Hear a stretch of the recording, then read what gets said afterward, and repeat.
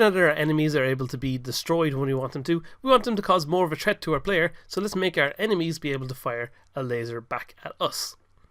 Now to do that, what we're going to do is use the same bullet controller that we used for our player's laser, but we're going to use a different laser type for the enemies to be able to distinguish between them, basically.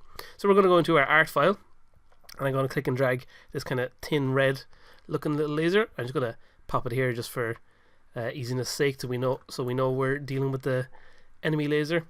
We're going to add a box collider to it, as we did with our previous one, and we're going to give it a trigger so that we know it has a trigger. Then we're going to add the bullet controller script to the laser as well, like that, and we're going to set the move speed to be minus 15 instead of 15, so this way it'll be moving off to the left.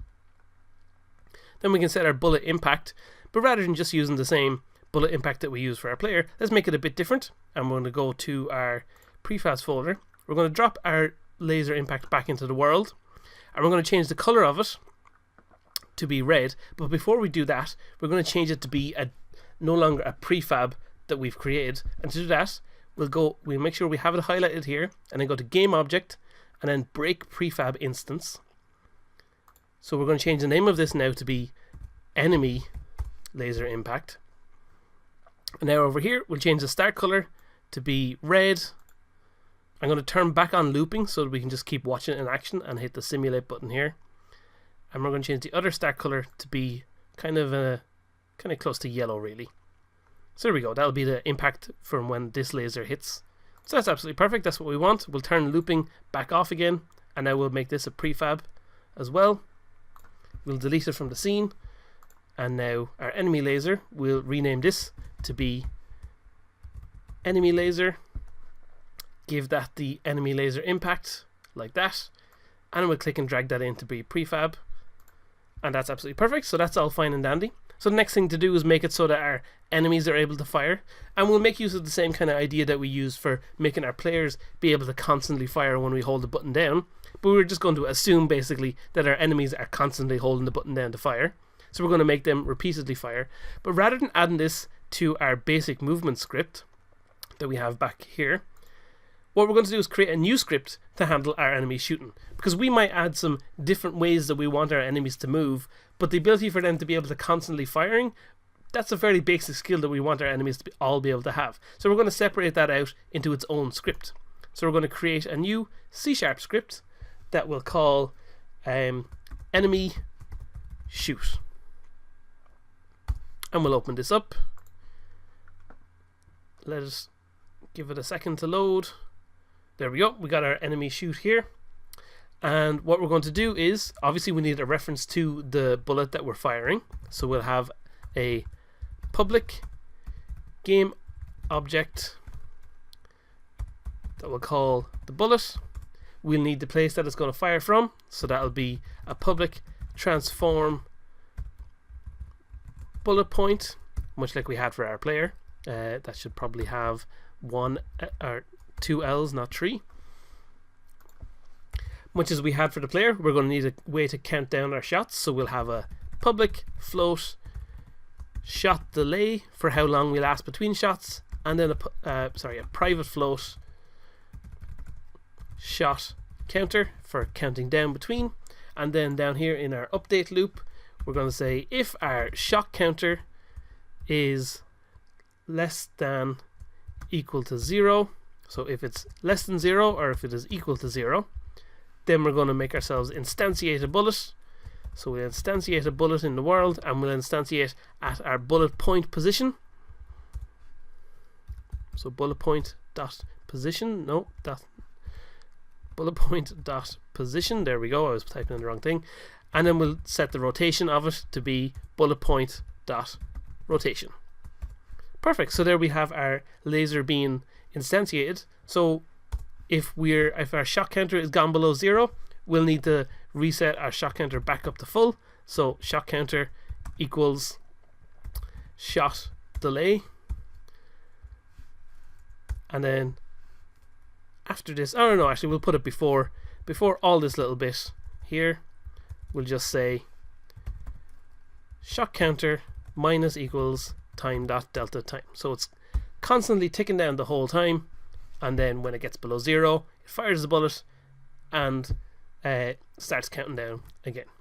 So perfect, that's all we need to do to create our little enemy shooting script. Let's go back into our game and hook all that up. And of course, on our enemy himself, we're going to need to set a fire point that our enemy shoots out of. So we'll give this a second to compile. There we go. And then on our enemy, we're going to give him the enemy shoot script, like that. We're going to have a longer delay on our enemies between shots, so we're going to set that to be 1 second. Let's give our enemy over here the point that he's going to fire from. So we're going to right click on him and go to create empty, which will create an empty child, and we'll just call this our shot point. And we're going to move this so it's in front of our enemies like that. Then back over here on our enemy, we're going to drag that shot point into the slot there, and then we're going to drag our laser prefab. So our enemy laser impact prefab. Oh no, sorry, we are dragging the enemy laser into here, aren't we? Just the enemy laser into our bullet slot. I was overthinking things there for a second. So now we should have our enemy set up so that every second he'll fire a laser out. So we can hit play here.